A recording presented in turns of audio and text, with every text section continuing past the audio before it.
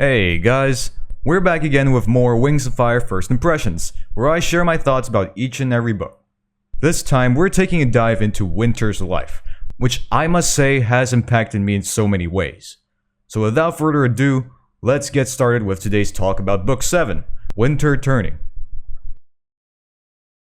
Alright, I guess we can begin with relationships. Yes, let's talk about relationships.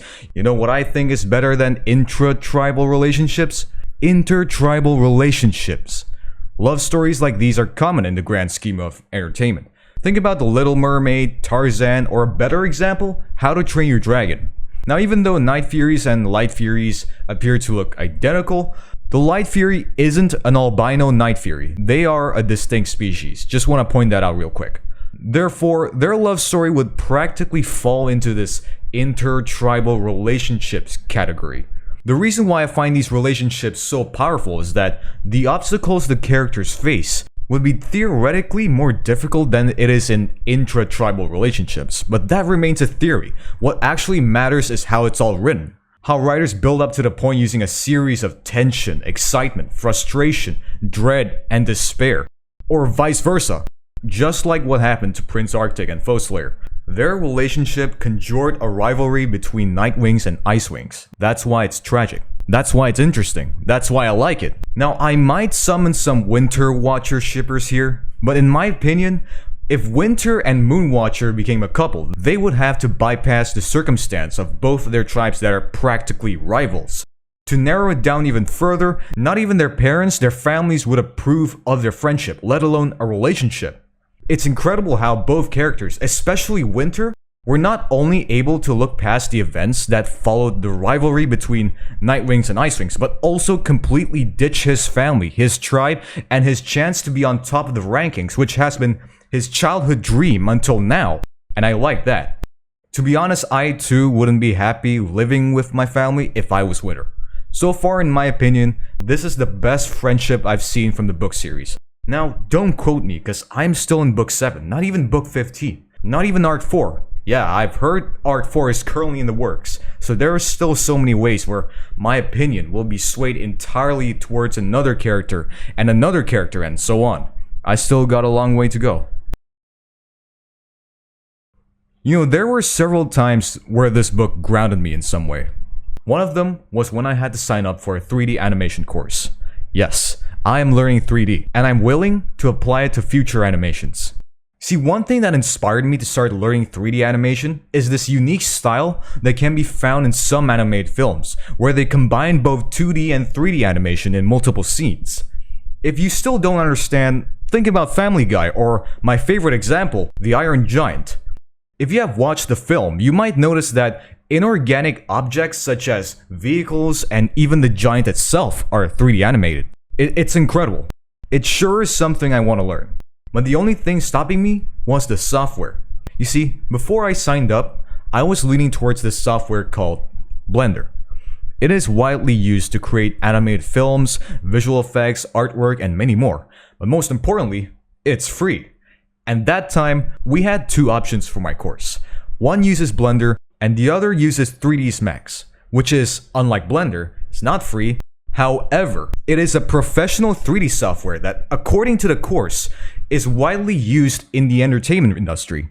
I would also earn a certificate just for completing this course. My parents urged me to sign up for the course that uses 3ds Max. However, despite all the good reasons, I refused, which led to a blood-boiling argument between me, my mom, and my dad. It was awful. It was one of the worst mood killers I've ever had in a while. Though as much as how angry I felt, I hate to admit, I was as stubborn as a rock. I wasn't willing to change. Nevertheless, amidst the whirl of stress, I thought about one thing, and that was Winter. Not just him as a dragon, but his journey across Pyria, with other dragons that not only his tribe but he himself looks down upon. He was leaning towards the Ice Kingdom and his family, just like how I was leaning towards Blender. Throughout the story, Winter experienced what it's like living outside the Ice Palace, away from the royal family, away from his comfort zone. He realized that the things he was told about the other tribes were over-exaggerated. He thought living in the Ice Palace with the royal family and reaching the top of the rankings would be perfect. But it wasn't. There were good things outside of the Ice Palace too. There were dragons that actually cared for him, despite being divided by tribes. So the moral of the story is, be open to new experiences. It's a big world out there. There are so many things happening all at once. It would be a shame if you miss all the chances you could have taken. The average human lifespan is about 70 years. 70 years is a long time, but people still say that life's too short. It's insane. It does say a lot about the good things in life. So instead of no-lifing, go outside, try something new, get some fresh air. The latter depends though, because the air quality in my area is on the red zone. But nevertheless, be like Winter. Be like the Icewing who touched grass. Because that's really what this book is all about. It's about Winter touching grass. Another thing that grounded me in this book was how Winter lived for most of his dragonhood. Being born in the royal family is practically like being born to meet a criteria. Royal Icewing Dragonets are continuously trained to meet standards and reach the top of the rankings, like robots. Though as harsh as it is, it actually makes sense because royal members wouldn't live forever. But for Winter, based on my understanding, his parents drilled him to reach the top rankings just so his inadequacy wouldn't spoil their status. That is truly disgusting. It pains me even more that there are even some kids in real life that don't have the freedom to choose their future careers because of their parents. Reading this book makes me so grateful that my parents didn't raise me to meet a criteria. My life would be so much more different than it is right now. Most likely, I wouldn't be here talking to you guys right now if it weren't for my parents. Under any circumstances, parents do not have a right to choose a career for their kids, because most likely it's against their passion. Now, I'm not saying you should immediately resent your parents just because they tell you that being an engineer is better, for example. To help me explain this, I'm going to tell you a story. So currently I have two career choices. One is becoming a marine biologist, still a pretty broad term, I know, and the other is becoming a trucker. Now, believe me when I say that becoming a trucker is quite possibly the longest lasting passion I've ever had in my life. From when I was 4 years old, I already loved trucks.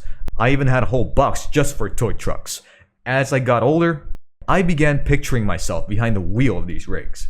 I absolutely loved the idea of getting paid to explore the countryside and marvel at the scenery. Not to mention, I love road trips. Every time my family and I hit the road, I would always be the second most wakeful person in the car. Because if I was the first, I would be dead by now, if you know what I mean. I'd just be watching other vehicles go by, and if there's any good pictures I could take, then I wouldn't hesitate to snap a photo. But on the other hand, it is a dangerous career. Here's a not so fun fact. 1 out of every 7 work fatalities in the US happen to truckers. Nevertheless, to this very day, that passion is still burning. In contrast, my passion for marine biology, or rather biology in general, has only emerged when I entered high school. Primarily because I understand it very well. And I gotta say, there are still lots to be discovered about the ocean. According to statistics, more than 2,000 marine species are being discovered each year. But personally, if I had to choose, I'd become a trucker. But my parents suggested that I should stick to becoming a marine biologist. At first, I refused, but over time I realized the consequences. You see, being a trucker is not like being an office worker, where you take a day off and you still get paid. As a trucker, you're getting paid based on your deliveries. Like if the wheels aren't turning, you're not earning. Says a professional driver from Quora. It's continuous labor, and it's the last thing I want when I'm still willing to engage in my hobbies like drawing and making my channel grow. Therefore, I'm gonna be a marine biologist. From this, we can understand that just because your parents advise against your career option, it doesn't necessarily mean that you should start hating them immediately. You have to be critical. Just grab whatever's useful and leave the rest. But most importantly, and this is also the moral of both my story and the book, don't be afraid to make your own decisions. In my opinion, you're free to do anything that feels right to you. Just as long as you know the consequences, you're not hurting anyone and or yourself. And before you know it, you'll be ready to make that decision. Just like how Winter ran off for a possibly better life outside of the Ice Kingdom. Right, That's pretty much all I want to say about winter turning. I must admit, I think I yapped a bit too much over an Icewing touching grass. Also, genuine question for you guys. When exactly should I read Dragon Slayer? Because one person suggested that I should read it before Arc 3, while the other suggested that I should read it during Arc 3. So I'm not really sure. Let me know what you guys think. So yeah, with that being said, thank you so much for stopping by, and I wish you all a good day. Peace.